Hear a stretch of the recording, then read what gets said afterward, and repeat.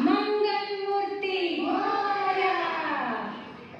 जैसा कि आप देख रहे हैं, रेणुका प्रेक्षागृह में गणेश चतुर्थी का उत्सव धूमधाम से मनाया जा रहा है। गणेश चतुर्थी सामाजिक समरसता और बराबरी का ऐसा अद्वितीय उदाहरण है जो किसी और संस्कृति में ढूंढने से नहीं मिलता। तो चलिए कैलाश पर्वत पर चलते हैं और मिलते हैं शिव परिवार से, जहां हर परिवार की तरह वहां भी बच्चों में प्यार है तो तकरार भी।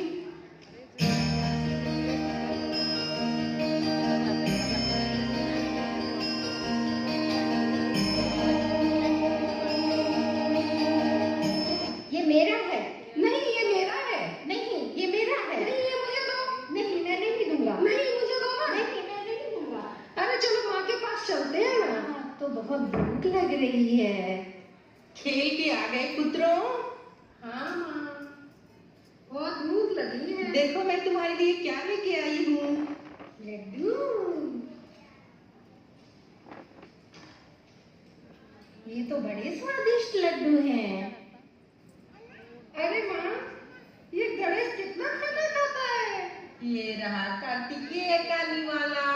माँ ये देखो ना, गणेश एक बार में कितने लड्डू खा जाता है। ये और गणेश काली वाला। मैंने तो अभी 2 ही लड्डू खाए हैं। मुझे और लड्डू चाहिए।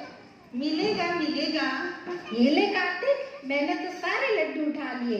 दम है तो मुझे पकड़ कर दिखा। देखा ना माँ आपने, गणेश सारे लड्डू लेके भाग गया। रुक गणेश, मैं तुझे अभी पकड़ता हूँ। नहीं कार्तिक, तुम मुझे नहीं पकड़ सकते। माँ देखिए ना, गणेश बार बार अदृश्य हो जाता है। मैं इसे पकड़ नहीं पाता हूँ। प्रयास करो पुत्र, पकड़ लोगे, अवश्य पकड़ लोगे।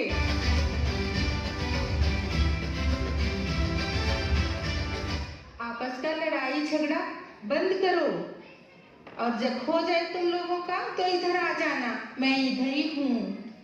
गणेश जी लड्डू लेकर गायब हो जाते हैं। तभी वहां नारद मुनि आ जाते हैं। नारायण नारायण। प्रणाम महर्षि, आज आप कैलाश पर कैसे पधारे? किस प्रयोजन से पधारे? देवी पार्वती, मैं आपको यह दिव्य फल देने आया हूँ। जो भी इस फल को ग्रहण करेगा उसे अमरत्व तथा अतुल्य बुद्धि प्राप्त होगी। दिव्य फल अच्छी बात है, परंतु महर्षि मेरे 2 पुत्र हैं। आप एक ही फल लेकर आए हैं, वो दोनों आपस में लड़ने लगेंगे। ये दिव्य फल तो मैं ही खाऊंगा।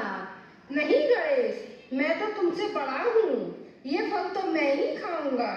नहीं माँ, अब इस प्रश्न का उत्तर केवल पिताजी ही दे सकते हैं।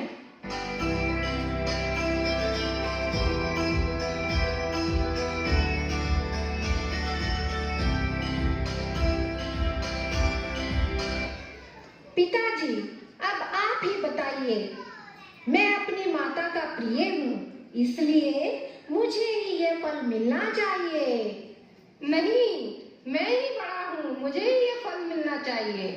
देखिए कैसे दोनों आपस में लड़ाई कर रहे हैं। देखा आपने, दोनों ही अपने आप को बड़ा बनाने पर तुले हुए हैं। देवर्षि नारद, अगर आपके पास इस समस्या का कोई हल है तो हमें बताइए। प्रभु, इसी गुत्थी को तो सुलझाने के लिए मेरे पास एक तरकीब है। मैं तुम दोनों के सामने एक चुनौती रखता हूँ। जो विजेता बनेगा वही इस फल का हकदार होगा और बड़ा भाई भी वही माना जाएगा। कैसी चुनौती देवर्षि नारद? तुम दोनों को पृथ्वी की परिक्रमा करनी होगी।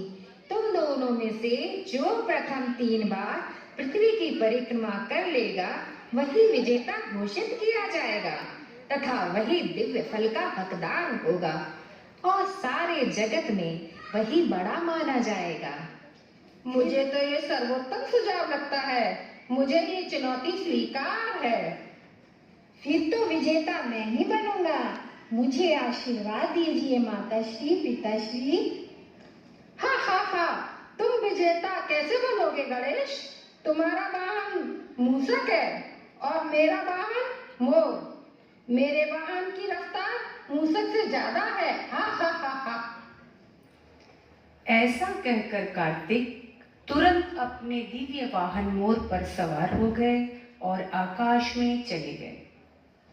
मेरा वाहन मूषक तो उड़ नहीं सकता और कितना भी चाहे तेज दौड़ ले, मोर के सामने तो जीतना असंभव होगा। मुझे कुछ और तरकीब लगानी पड़ेगी। तुम चिंता मत करो मूषक, तेज रफ्तार की जरूरत ही नहीं पड़ेगी।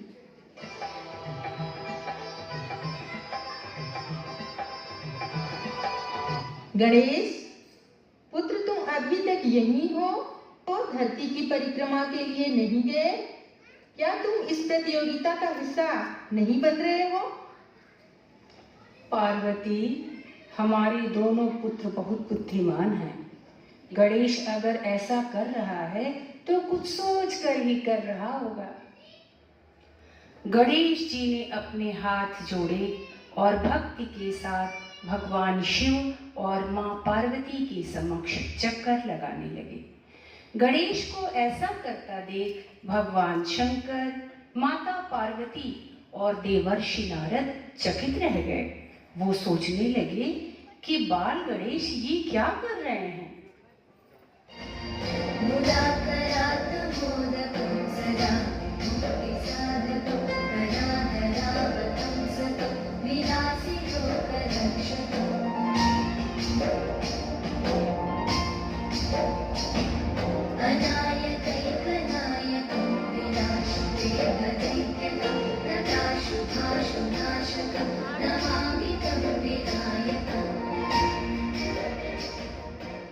महर्षि, मैंने वो 3 चक्कर पूरे किए, अब मुझे वो फल दीजिए ना। पुत्र, तुमने परंतु ये चुनौती कैसे पूर्ण की? क्योंकि तुम तो यहीं पर थे, हमारे ही चारों तरफ चक्कर लगाए, ब्रह्मांड का चक्कर लगाने के लिए तो गए ही नहीं। माता, विश्व का भ्रमण करने के लिए मुझे कैलाश छोड़कर जाने की आवश्यकता ही नहीं लगी। वेदों और शास्त्रों में लिखा है कि माता पिता के चरणों में ही सारा संसार विराजमान होता है। माता पिता ही संतान के लिए त्रिलोक के समान होते हैं। जब मैंने आपके इर्द गिर्द चक्कर लगाए, इसका मतलब मैंने विश्व के चक्कर लगाए और अपनी चुनौती को पूरा की।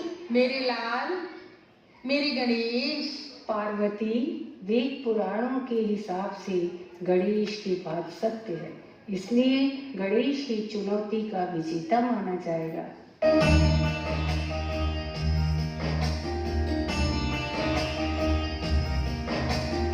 माता पिताजी, मैं ब्रह्मांड की परिक्रमा पूर्ण करके आ गया हूँ। परंतु गणेश ने तो ब्रह्मांड की परिक्रमा पहले ही पूर्ण कर ली। क्या? गणेश तो मुझे कहीं रास्ते में मिला ही नहीं। शास्त्रों के अनुसार माता पिता ही ब्रह्मांड है, अतः उनकी 3 परिक्रमा करके गणेश ही इस दिव्य फल के पात्र हुए।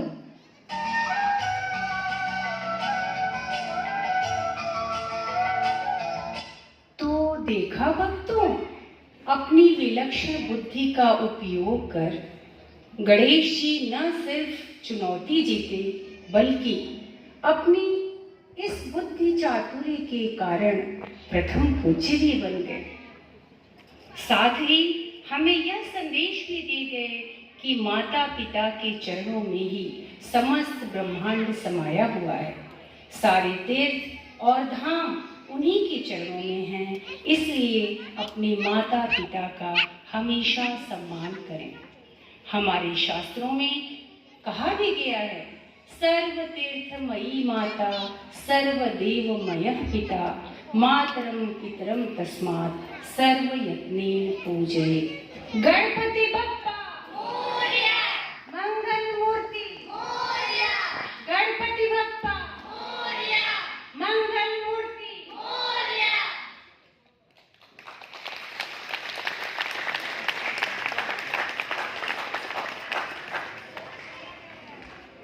तो देखा